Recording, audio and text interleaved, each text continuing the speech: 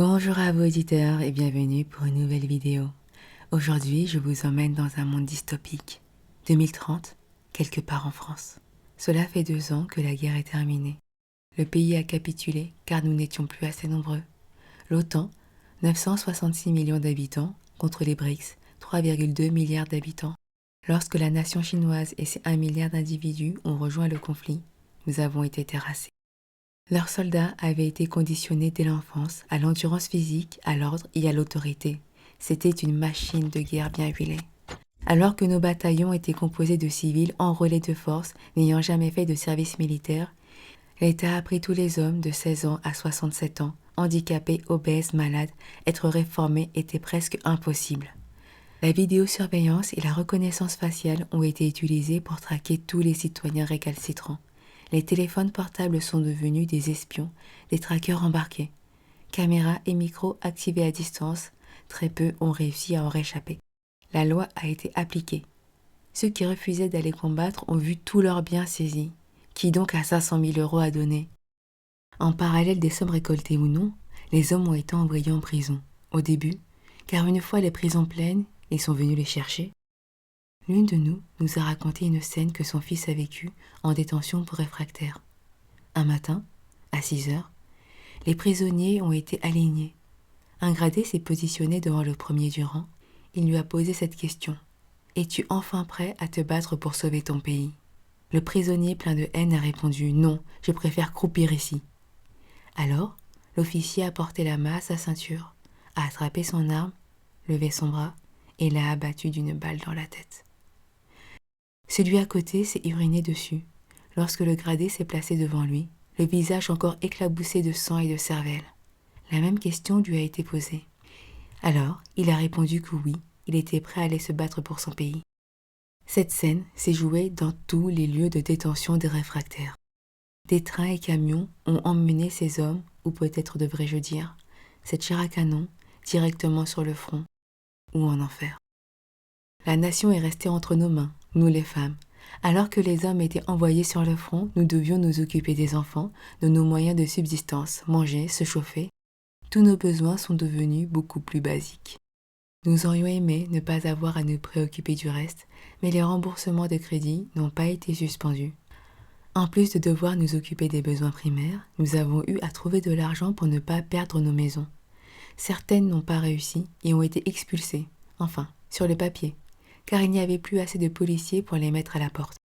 Dans les premiers temps, nous étions chacune chez nous, mais un détail a eu de l'importance pour la suite. L'enrôlement ne concernait que les Français de nationalité.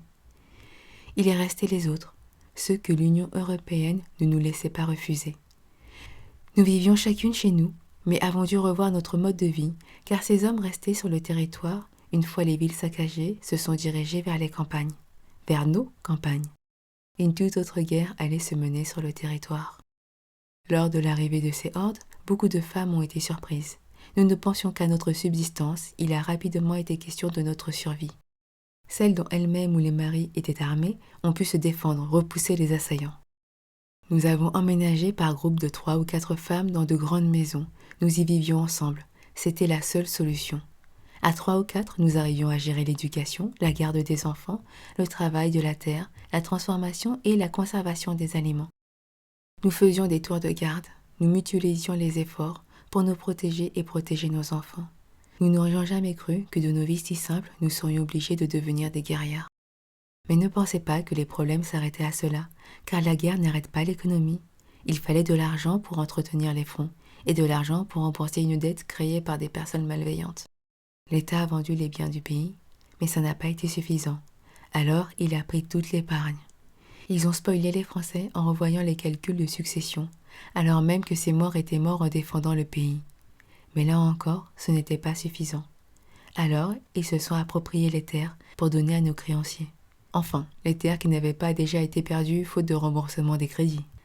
À la fin de la guerre, lorsque nous avons capitulé, il n'y avait presque plus d'hommes. Nous avions imaginé une guerre technologique, mais il n'a pas été question de cela. Elle a été comme toutes les autres, faite de chair et de sang. Il y a eu des millions de morts, nous avons perdu les biens, nous ne sommes plus propriétaires de rien. L'État est endetté à perpétuité. Toute la valeur que l'on crée est instantanément captée par les grosses sociétés qui sont nos créanciers. Ils sont plus gros que tous les États. BlackRock, Vanguard. Nous n'avons plus de sécurité sociale. Les hôpitaux et cliniques ont été privatisés. Nous devons nous payer des assurances privées. Il faut faire des enfants et espérer qu'ils prendront soin de nous lors de nos derniers jours. En sortie de guerre, l'âge de la retraite a été repoussé à 71 ans pour rembourser encore et toujours la dette. Puis, une solution a été trouvée pour les plus démunis, une assistance à la fin de vie. Avant, c'était pour les maladies incurables, mais ça a été en quelque sorte élargi à la pauvreté. Les personnes malheureuses qui n'ont pas assez pour vivre se voient proposer l'euthanasie. Il s'agit bien souvent de personnes de plus de 65 ans, trop fatiguées et abîmées pour continuer de travailler, mais trop pauvres pour envisager de s'arrêter. Ainsi, le nombre de retraites versées a considérablement diminué. Les gens travaillent, puis, quand leur corps ou leur tête ne peut plus, ils meurent. Enfin, il faut dire, ils sont libérés, délivrés. Vous ne pensiez pas que j'allais terminer cette vidéo sur une note aussi sordide, hein? C'est quand même moi, Julie. Il faut un peu de légèreté, de gaieté et d'espoir. Je vais vous donner une fin alternative à mon récit. Les femmes, une fois devenues des guerrières, et en ayant assez des bêtises des dirigeants sacrifiant leurs maris, leurs fils et leurs frères, ont renoué avec la tradition française. L'une d'elles, qui était devenue ébéniste, a travaillé avec une forgeron. Elles ont construit quelques guillotines, ont réglé le problème. Les échéanciers ont été négociés avec nos créanciers. Les hommes sont rentrés.